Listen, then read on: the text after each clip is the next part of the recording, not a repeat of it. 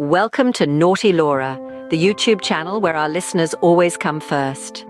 Today, we're stepping into an intriguing exploration of societal views on sissies, cross-dressers, and cuckolds across different world cultures. The purpose of this journey is to challenge our preconceived notions, to broaden our understanding, and to foster acceptance of all individuals, irrespective of how they choose to express themselves. Let's start with some definitions. Sissies refer to men who portray feminine characteristics, often exaggerated. Cross-dressers, on the other hand, are individuals who wear clothing traditionally associated with the opposite gender. Cuckolds is a term often misunderstood, referring to men who derive pleasure from their partners being with other men. It's time we challenge common misconceptions and delve into a world that's more colorful and diverse than we might think. Shall we start our journey with Western Europe? Buckle up, buckle. Our first stop is the United Kingdom, a country known for its diversity and cultural richness. Here, attitudes towards sissies, cross-dressers, and cuckolds are as varied as its landscapes.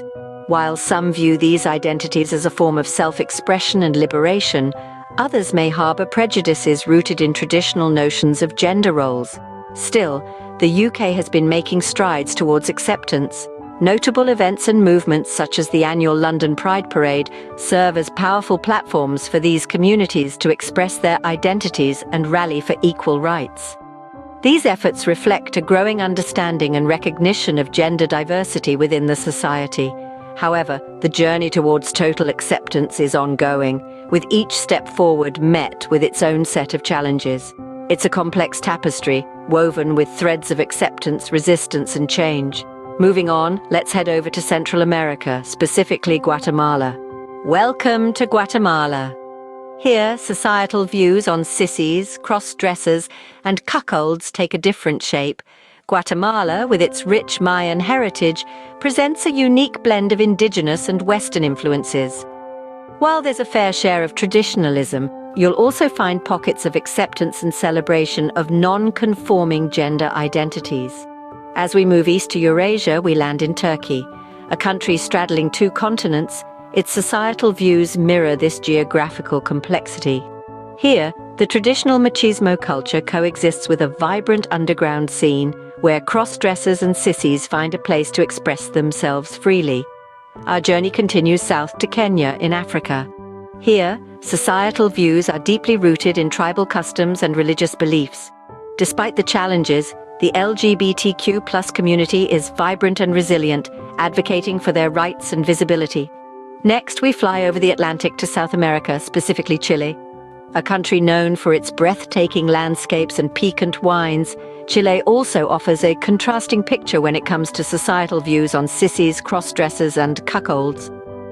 While there is progress, much still needs to be done to ensure equality and acceptance. Finally, we land on the enchanting islands of Indonesia, in Asia. Home to diverse ethnic groups and religions, societal views here are as varied as its archipelago. While some regions are more conservative, others, like the Bugis people of South Sulawesi, recognize 5 different genders, illustrating the spectrum of acceptance and understanding. Through these diverse cultures, we see a broad spectrum of views and attitudes. We've journeyed through continents, witnessed the struggles, and celebrated the victories of these brave individuals pushing boundaries and challenging societal norms in their respective societies. Remember, these are not just far-off places with exotic cultures. They are microcosms of the global society we all belong to. And in this global society, the conversation about acceptance of sissies, cross-dressers, and cuckolds is ongoing. It is a conversation that demands our attention and participation. Now it's time to wrap up. But remember, the journey doesn't end here.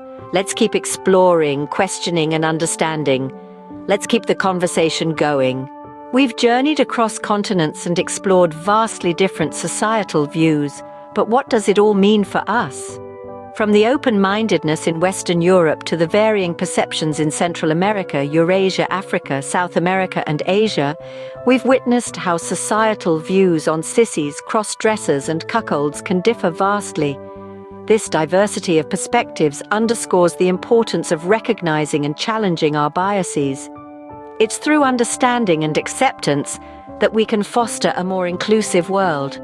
Remember, every culture, every society, and every individual has their unique story to tell. It's essential that we listen, learn, and engage in respectful dialogue to bridge the gaps between different perspectives. So, what's your story? What's your perspective? We encourage you to share your thoughts and experiences in the comments section. And remember, stay curious, stay open, and keep the conversation going. Until next time on the Naughty Laura channel. Now, let's take a moment to score each country we've visited based on 3 equally ranking factors: overall acceptance, livability, and social equality. First up, the United Kingdom.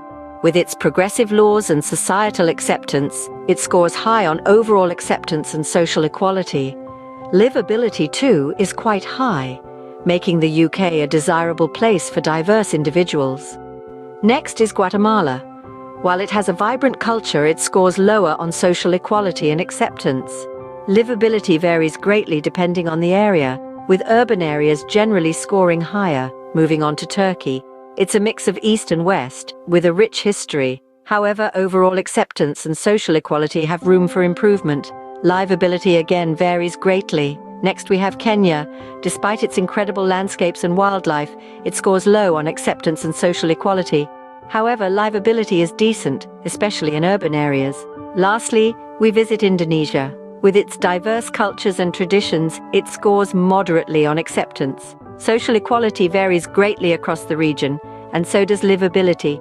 These scores are just a snapshot. They don't capture the full complexity of each country's societal views and experiences. But they do give us a starting point for deeper conversations. Remember, it's not about the score, but the story behind it. And every story is worth telling and worth hearing.